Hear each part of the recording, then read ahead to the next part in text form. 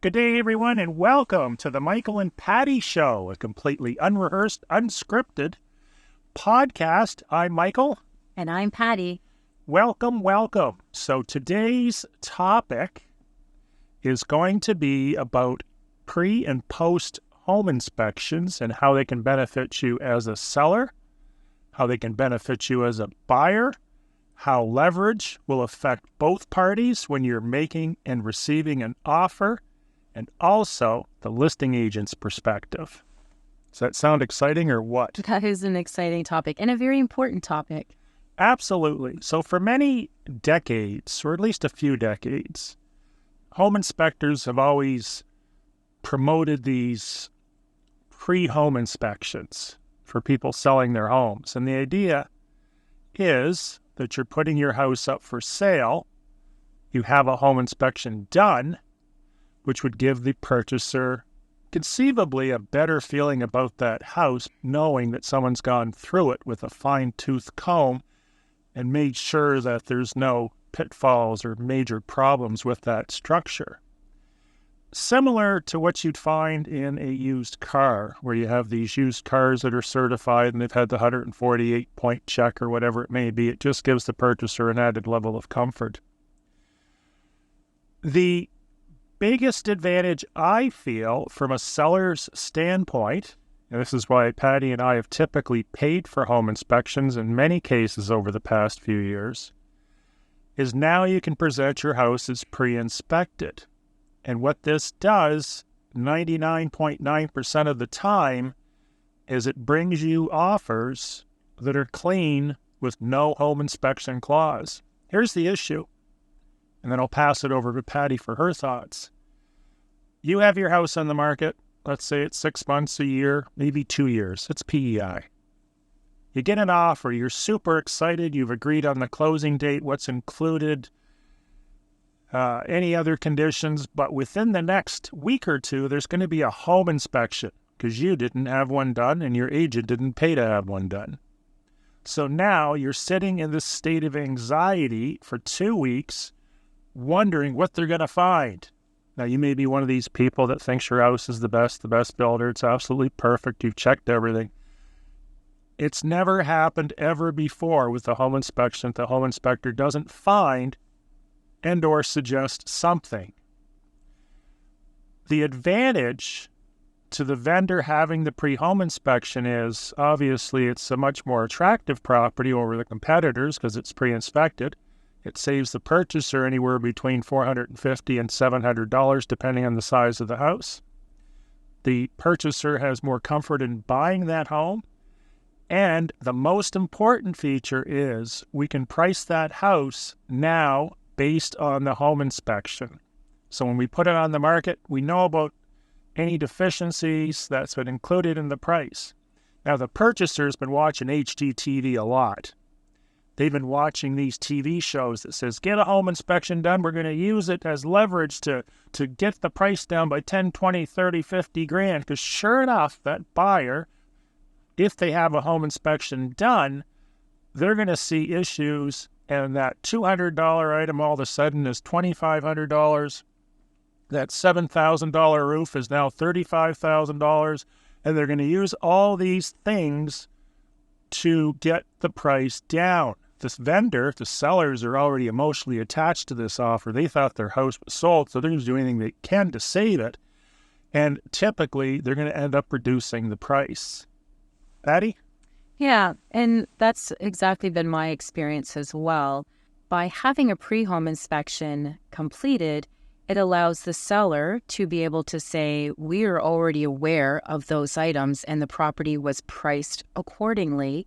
The other thing that I find a pre-home inspection does, when you had said that you cover the cost, just to clarify, we consider that part of our marketing expense. So when a seller says to you, what are you going to do to market my property? Don't always assume it is to do with featuring it, out on many platforms, newspapers, magazines. Some people are still asking for it. They don't sell. It is also about covering the cost for a pre-home inspection, because that allows you to be more confident on the price that you offer, get ahead of any issues that might appear. I've had many clients now, I tell my sellers, this is not a to-do list for you. This is so that no one blindsides us and we say, oh, we weren't aware of that. Therefore, it justifies the purchaser's position with their purchaser's agent to try to reduce the price. In our opinion, I know mine for sure, it is probably one of the most important things that can be done as part of the marketing costs by your agent to make sure that you have that pre-home inspection completed. All very good points. Couple things I'll just address here. Number one, some people, and your lawyers will probably advise the purchaser, well, the home inspection was done by the seller, the listing agent, so it could be biased or prejudicial, or they picked the home inspector, and you should consider getting your own home inspection done. And absolutely, you can do that. I'm of the belief that most people are generally honest, and when Patty and I pick a home inspector, we don't pick anyone that's going to give us a biased home inspection. And the home inspector's not going to do that either. We're one of 1,000 home inspections he's going to do that year, plus or minus, and he's not going to jeopardize his career, his business, because the listing agents want a skewed home inspection. He's going to be honest. We tell them to be honest. The other advantage we do have when we pick the home inspector is we don't get the crazy ones. Now, there's not too many of them out there, but there's probably one or two in the province of Prince Edward Island that I probably wouldn't hire.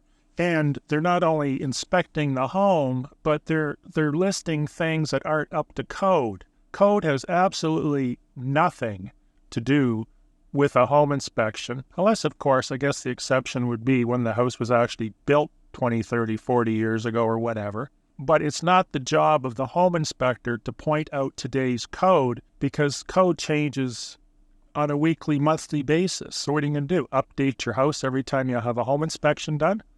Now, in very few cases, in fact, it's only happened to me once ever, you'll have a purchaser that will want to do their own home inspection. They probably suffer from paranoia. Yeah, they may have trust issues. In all fairness to them, I think, maybe it's a good idea to get your own home inspection. We've got nothing to hide. If you want to spend some money, go for it. For the most part, people will trust the home inspection that's been done and look at it as a cost savings. Now, Patty, what does this home inspection, explain a home inspection to me and what it includes. What do I get for my between $450 and $700 approximately? Yeah, and I've seen them actually even more than that, up to $850, depending on the square footage, and the home inspector, of course, as well. Home inspection, so they start with the outside. They check all the exterior systems, as in the roof, the siding, make sure there's proper drainage, look for any signs, cracks in the foundation, externally, just viewing them in case the whole basement is finished and they wouldn't be able to visibly see those. They look for any signs of, wood deterioration, rot around the windows. Those are some of the things that I know that they cover on the outside. Anything you would add? Well, they basically go through the house from top to bottom. Obviously, they're going to check the roof, they're going to check the vents, they're going to check the chimney, the little cover on top of the chimney, outside outlets, taps for hoses. Drainage is really important, and which brings me to another point here, and I'll ask you the same question. If you had to point out a list of things that really, really were a huge concern, because 95% of the stuff on a home inspection is not stuff that's, the house is not probably falling down, and, in most cases you don't have asbestos and mold and all kinds of other stuff. The biggest concerns in PEI, in my opinion, probably number one I look for, which you don't typically see unless the house was built around 1997 plus or minus, is Kitec plumbing, K-I-T-E-C. You can Google this, but it's extremely problematic. Some people will tell you different. Usually those are the people that installed it.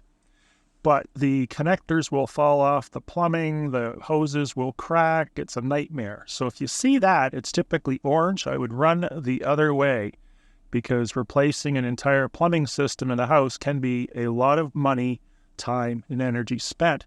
Second thing I would keep in mind is the fact that there's a reason why we grow potatoes in PEI, And the reason that is because the soil is extremely porous. Water travels through it exceptionally well, which is great for potatoes, but it's really bad for foundations. So one of the things I would look for, and maybe I shouldn't say this, but I would never buy a house with a block foundation unless I'm getting some awesome deal. Would you?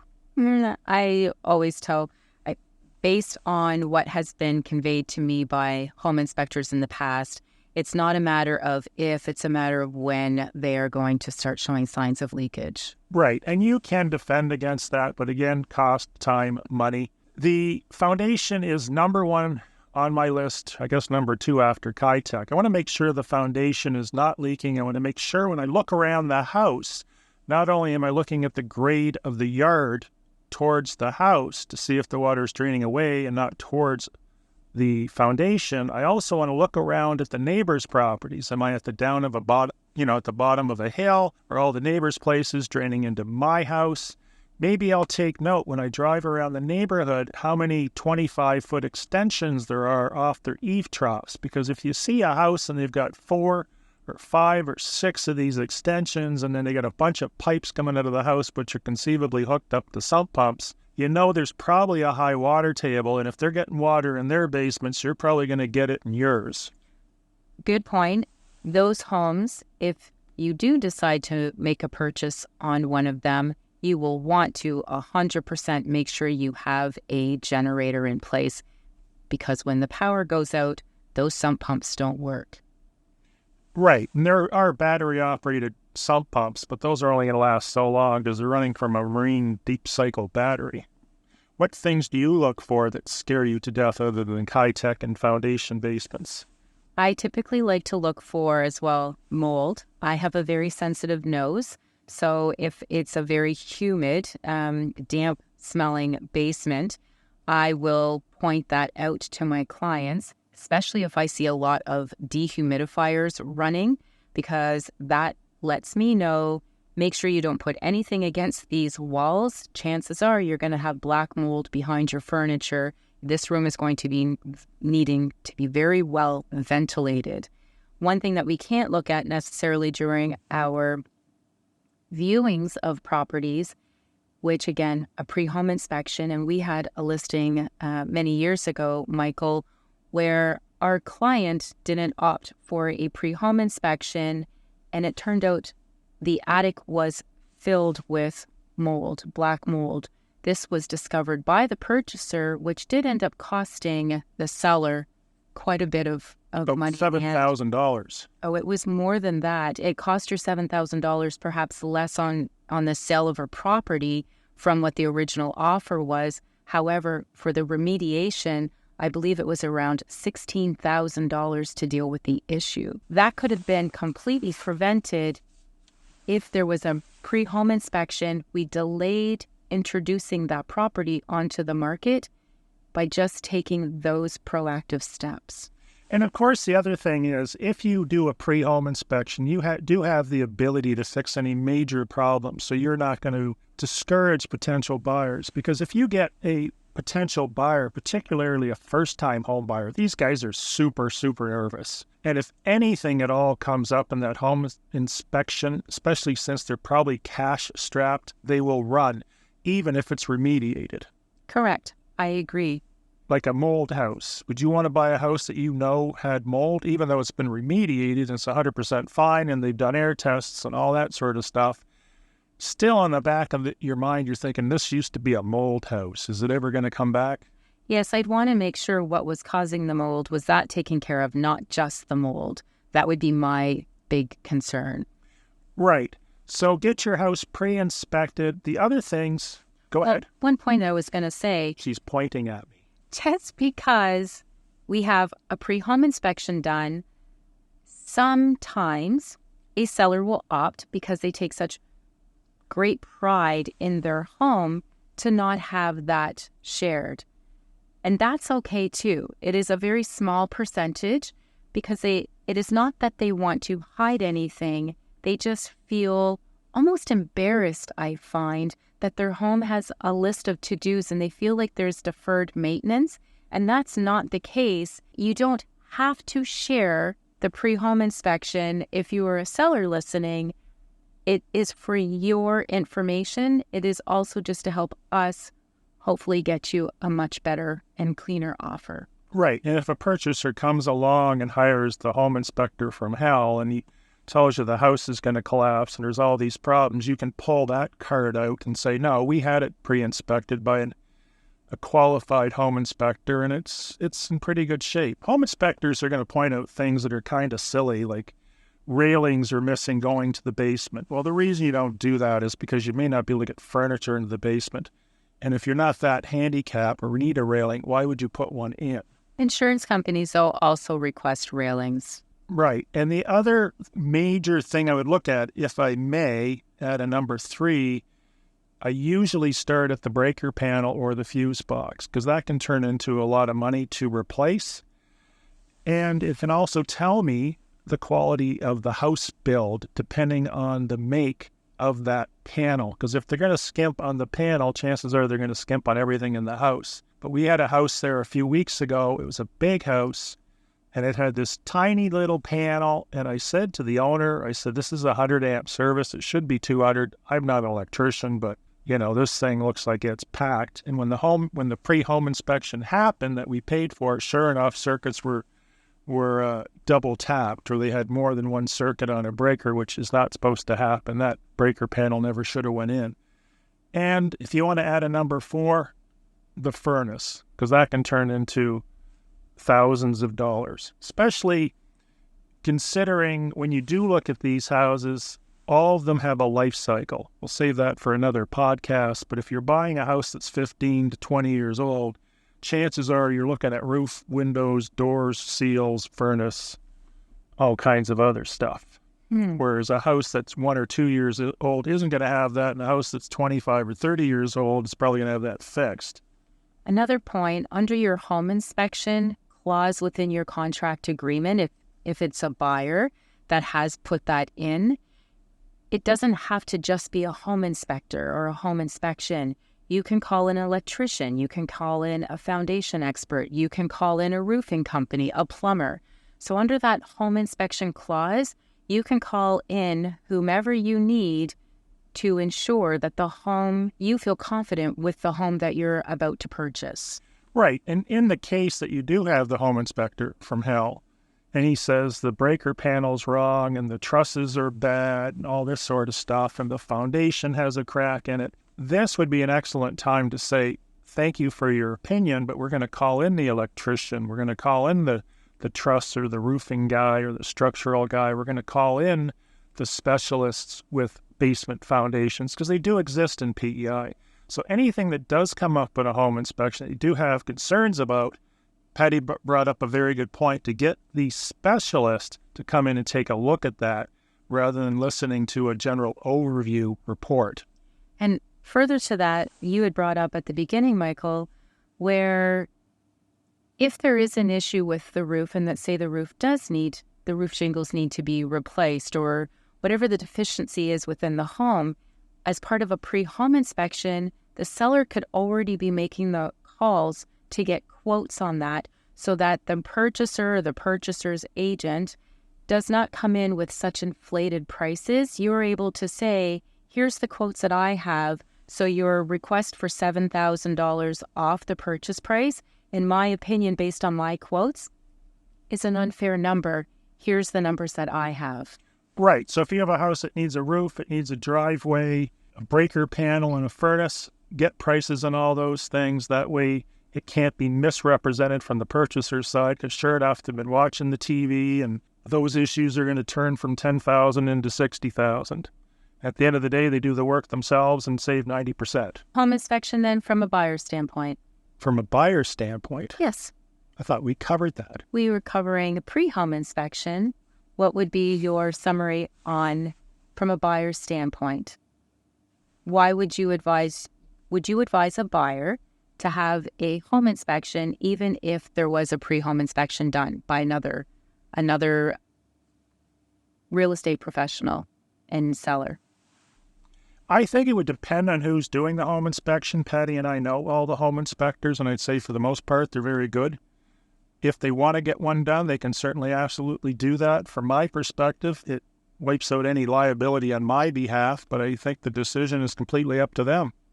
But if I was the buyer asking you... You're beating this question to death. Tell us what you want to tell us. No, I was just curious if you were my representative, what you would say. I do tell my buyers, again, like you said, it removes liability.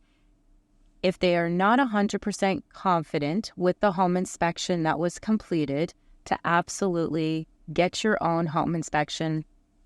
It will be the best $500+ that they spend, because it does give them, in my opinion, a list of to-dos as if they've lived in the home already for 3 to 5 years. So they'll know all the maintenance checks. It's not just about trying to get the price down and negotiate and save you from the worst purchase deal that in your life. It is also about creating a sense of, here's the things that I know as a result of the home inspection that will need my attention, whether it is in 6 months, 1 year, or in the next couple years' time.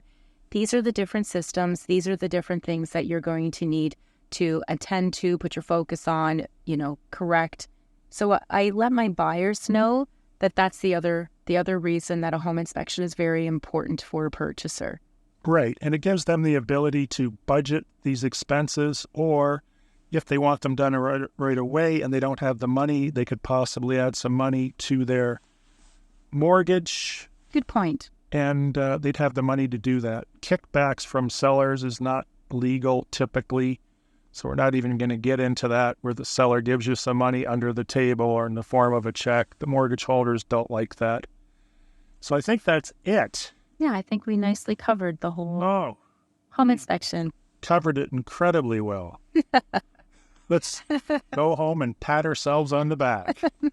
Thank you very much for listening. Be sure to subscribe to the podcast. And if you would like to have any of your questions answered about PEI real estate, Patty and I would love to share our approximately 40 years of full-time PEI real estate experience. Or if you just have questions about Prince Edward Island in general, email, text, or call us directly. Have a great day. Have a great day.